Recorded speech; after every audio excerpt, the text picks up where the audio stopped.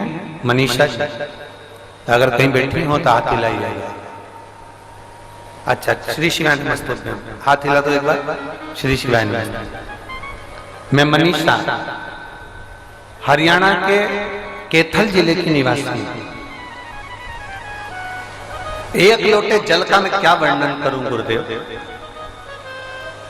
भोले बाबा के लोग दुनिया के कहते होंगे कि आप उपाय बताते हो तो लोग उसको टोटका कह देते हैं, लोग उसको कुछ कह देते हैं, पर सही मायने में तो ये उपाय शिव महापुराण में लिखे हुए होते हैं। आप जो बोलते हैं वो हम बाद में पढ़ते हैं और उसको करते हैं।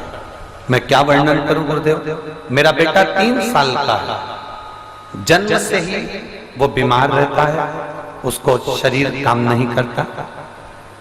जन्म के अगले दिन ही मेरे बच्चे को एक बीमारी हो गई थी, जिस बीमारी में बच्चे को दौरा पड़ना प्रारंभ हुआ।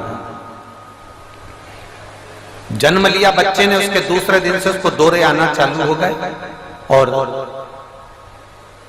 दौरे आना प्रारंभ हुए। शरीर ने काम करना बंद कर दिया, शरीर पूरा नीला पड़ गया उस बच्चे का और उसे हॉस्पिटल में 10 दिन तक एडमिट कर रखा, पर बच्चे का शरीर काम नहीं करता था।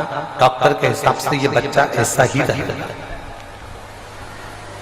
इंजेक्शन और दवाइयों का डॉक्टर ने बोल दिया झटके कभी बंद नहीं होंगे इस बच्चे के। इसको जो फिट आती है वो कभी बंद नहीं होगी, इसकी दवाइयां कभी बंद नहीं होगी और ये बच्चा हाथ पैर शरीर से ऐसा ही रहेगा।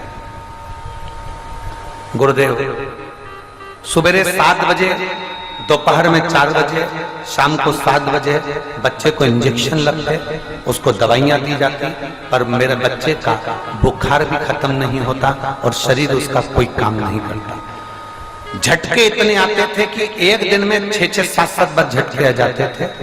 फिर 7 दिन के बाद में 7 बार में झटके, उसके बाद ऐसे झटके आते थे कि हर सेकंड में उसको फिट आना प्रारंभ हो और बच्चे कड़क हो जाता, शरीर उसका काम नहीं करता, दवाइयां उसको देते रहे। सारा दिन रात मेरा बच्चा दर्द के मारे रोता था, बोल पाता नहीं, करें तो करें क्या। ऐसा करते करते कई समय निकल गया और समय निकलते निकलते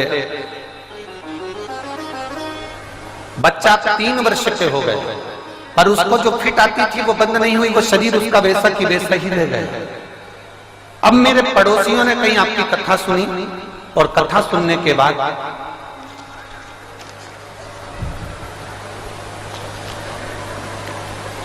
पहले तो मेरे पड़ोसियों ने कहा कि वहां चले जाओ, वहां झाड़ फूक हो जाएगी, कहीं चले जाओ तो ऐसा हो जाएगा, कहीं चले जाओ तो ऐसा हो जाएगा।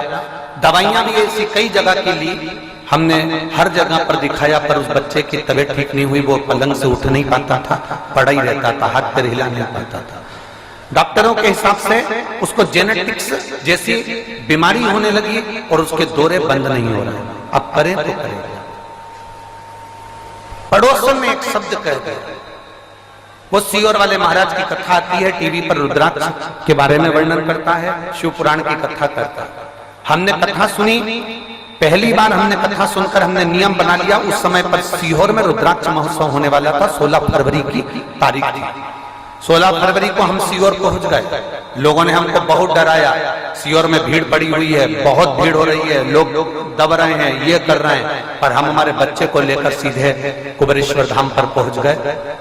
हमने कोई होटल नहीं करी, हमने कोई भवन नहीं करा, हम कुबेरेश्वर धाम में उस जमीन पर जाकर अपने बच्चे को सुलाए और बाबा से विनती करते रहे, बाबा इसको कैसे की बस अच्छा कर दीजिए। गुरुदेव उस समय पर रुद्राक्ष वितरण बंद हो चुका था, पर हमने एक रात्रि की जब कथा सुनी तो रात को कथा सुनने के बाद में कोई बच्चा आया और हमारे हाथ में रुद्राक्ष देकर चले गए। हम उस रुद्राक्ष को लेकर आ गए।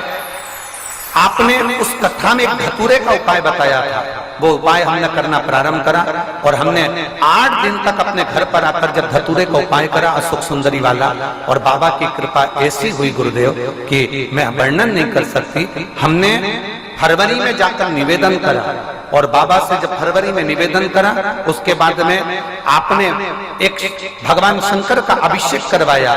वो अभिषेक हमने सावन के महीने का करा।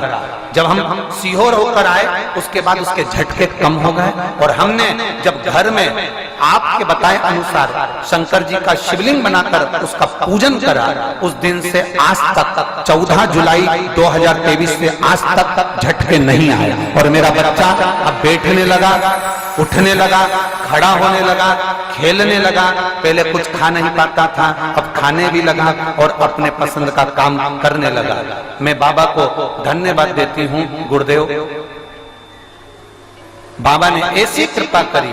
मैं श्री गोपाल जी को, मैं श्री गोविंद जी को भी धन्यवाद देती हूँ, जिन्होंने इस पवित्र भूमि पर आकर हमको दर्शन दिया और हरियाणा की इस पवित्र भूमि पर उन्होंने आपकी कथा को करवाया। मेरा आज बेटा ठीक है, मैं बाबा को नमन करती हूँ। बेटी एक आके बेलपत्र ले जा, आजा बेलपत्र ले जा। मेरा दूसरा फोटो उसने लगाया उस बच्चे का, जब बच्चा खड़ा हो गया। दूसरा फोटो देखिए, जब बच्चा खड़ा हो गया, उसको एलईडी पर देखिए। जब बच्चा खड़ा हो गया, खेलने लगा, खाने लगा, बोलने लगा, तब उस बच्चे का दूसरा फोटो उसने लगाया है। जो बच्चा 3 साल पहले से बीमार था, वो 3 वर्ष के बाद उठकर खड़ा हो गया। ये शिव तत्व है। आपका भरोसा, आपकी दृढ़ता, आपका विश्वास शंकर